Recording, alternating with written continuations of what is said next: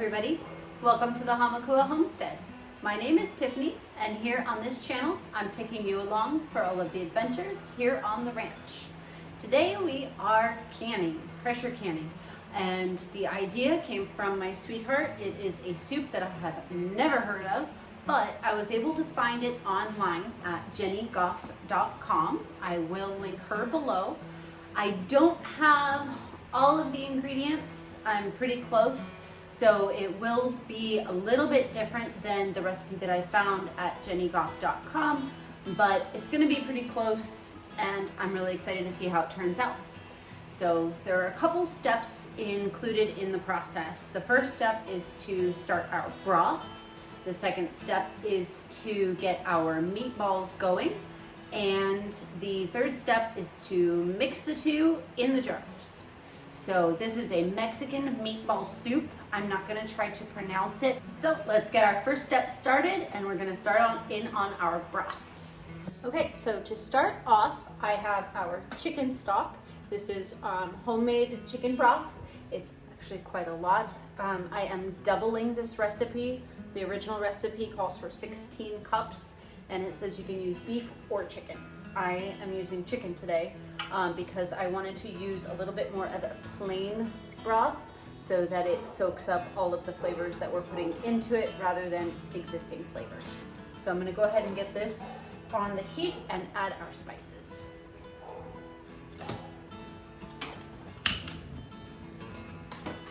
So the recipe calls for 2 cans of Rotel. I don't have any. I've actually never bought any, probably ever in my life. I want to now. Since I'm doubling the recipe, I'm putting in 4 cans of diced tomatoes. If you can hear the weather outside, I'm so sorry. We have a thunderstorm going on right now. It's a little bit loud.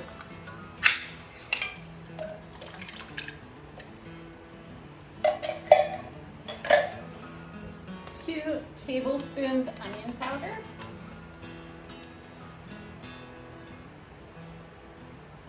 I'm low on the garlic powder. I don't have any Mexican oregano, so I'm just going to go ahead and throw in some dried cilantro just for fun. It's probably about 2 tablespoons or so. Recipe calls for 1 teaspoon cayenne pepper. That's about all I got in here, so.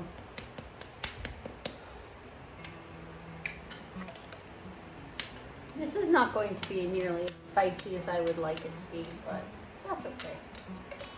We're going with it. Just kidding. I found more cayenne pepper. Yay. So it said 1 teaspoon. That was not 1 teaspoon.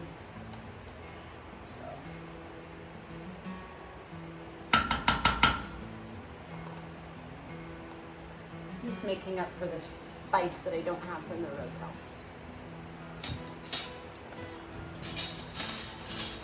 I'm putting in 2 tablespoons of cumin. There's the thunder. 2 tablespoons chili powder.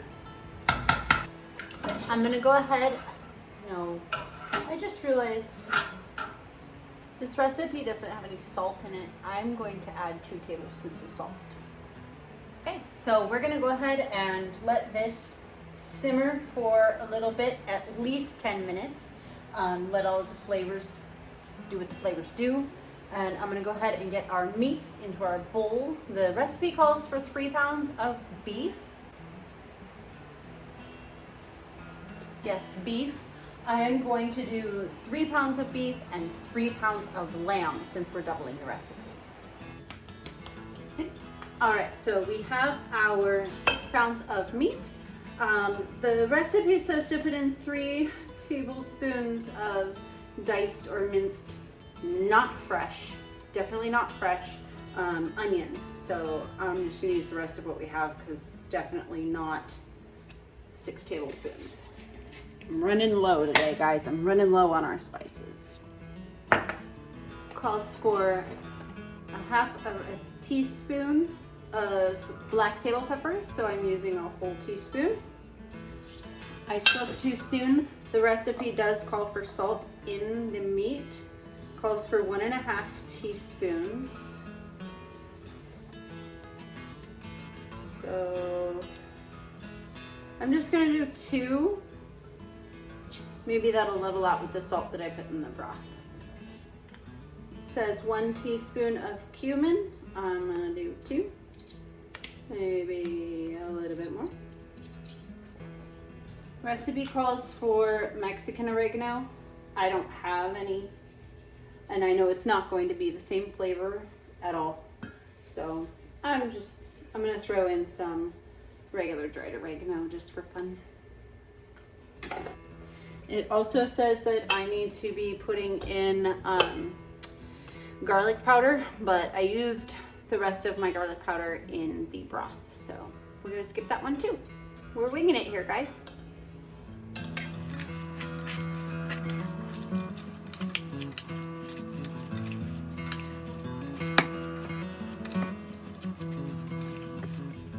This beef and this lamb was grown and harvested here on the ranch, so I'm always really excited to be able to share experiences and recipes with you guys that involve things that came off the land.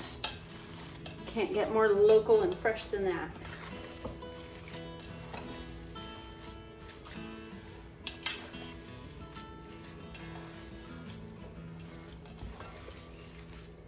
Okay, so that should be good. I'm gonna go ahead and get a tray ready, and we are going to make our meatballs. I am, for once, going to follow the recipe at least a little bit. When Jenny was making this, she made her meatballs pretty much on the smaller side, and it looked really good in the recipe. So I'm gonna try to stick with a smaller size if I can.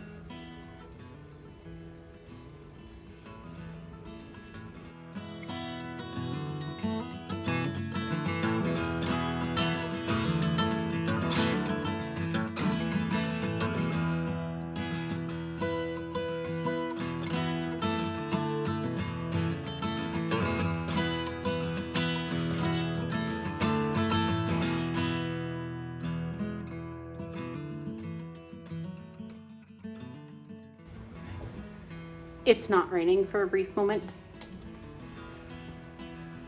It's not raining for a brief moment. I am going to go feed the pigs real fast. Otherwise, I'm gonna get soaked later.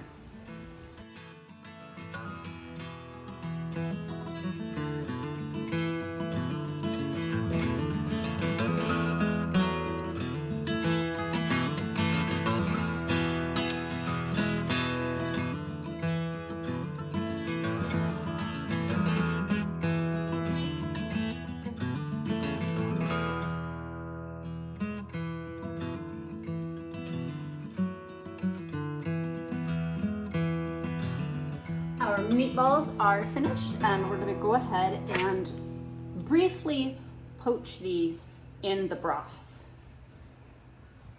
I'm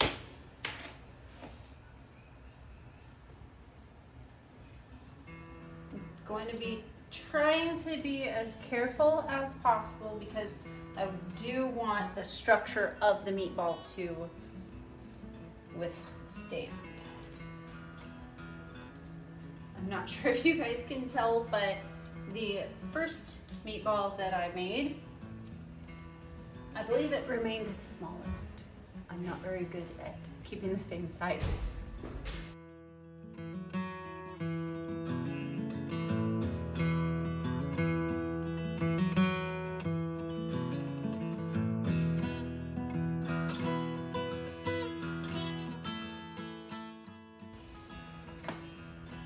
Okay, so now I'm gonna go ahead and let this simmer for a few more minutes, and I'm gonna get my jars ready for the canner. Okay, so I have our 14 jars here. We are gonna go ahead and add in our onions, potatoes, carrots, and I've decided to add some parsley. So I definitely will not have enough of these ingredients to match the ratios of the recipe. But because it's going to be heavier on the broth and the meat, I know that that's not a problem because I am canning it at the maximum 90 minutes. So I know it'll be safe, it'll be fine. It will just be more meat and broth in this soup as opposed to all of the other ingredients. So I'm gonna go ahead and get these filled up. I'm just gonna take what I have and try to evenly distribute it amongst the jars as much as possible anyway. Like I said, I'm going very loosely off of this recipe. I'm going with what I have and making sure that, you know, of course it's safe to do it. Nothing that I'm changing is unsafe for the canning process.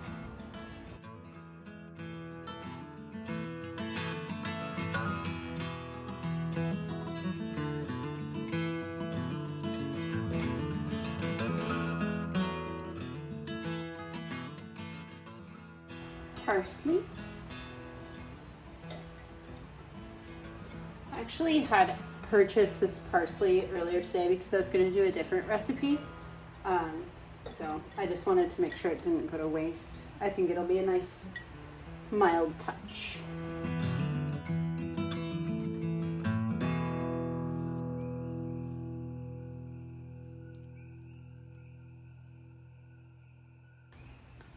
Okay, so we have our jars filled up with our veggies and stuff. So next step, look at this, is to grab the meatballs out of here and put those in our jars. They're all floating. When I first started, they were all sunk into the bottom, and they're not cooked all the way through for sure, but my gosh, doesn't that just look fantastic?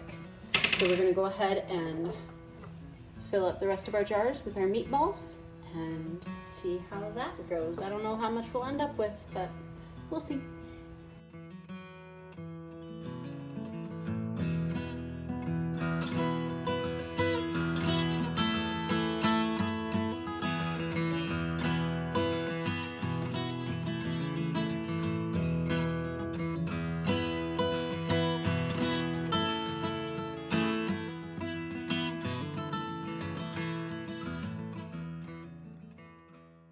You know, I don't know how many meatballs I have, so I am going to go ahead and just start with 5 meatballs in each jar. I don't want to run out, and I don't want to have to redistribute it after.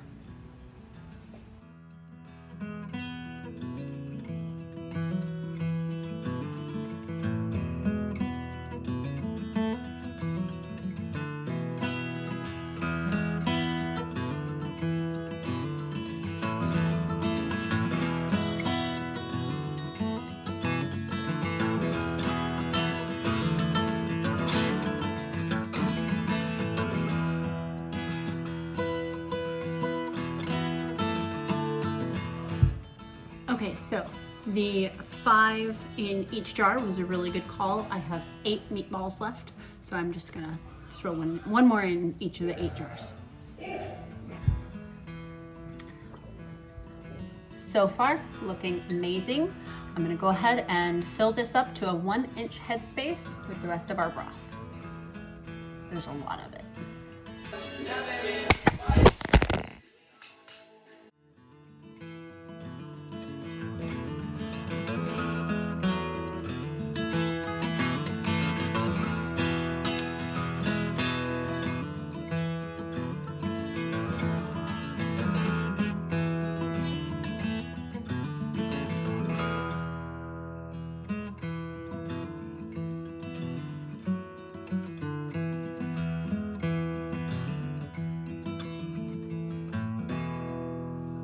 Okay, so now all of our jars are filled up with our broth. I'm gonna go ahead and debubble each one because I'm sure that there's lots of bubbles underneath all there. And then I'm gonna top them off, make sure that they're all at 1-inch headspace.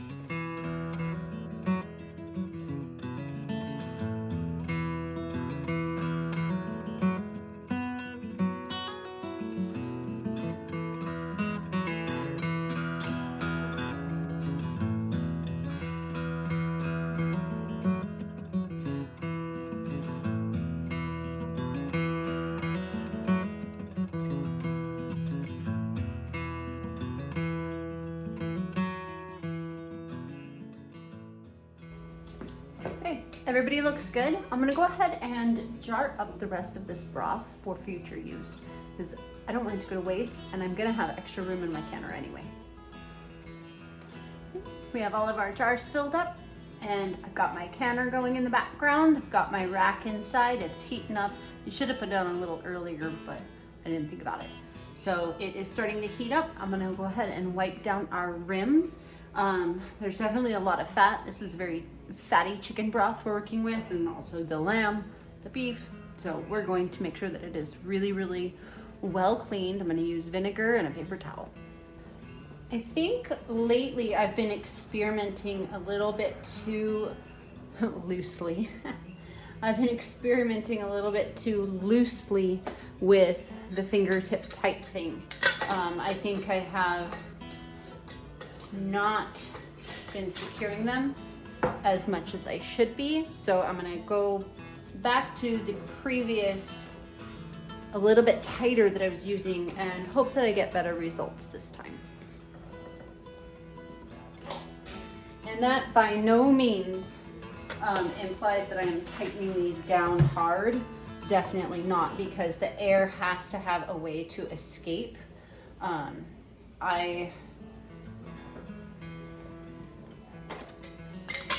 I had seen somewhere that you don't really need to do anything except for this, and that's really hot. I haven't had good results with that, so I'm gonna go back to a little bit tighter than that and see if that's better for the results of how many jars actually seal.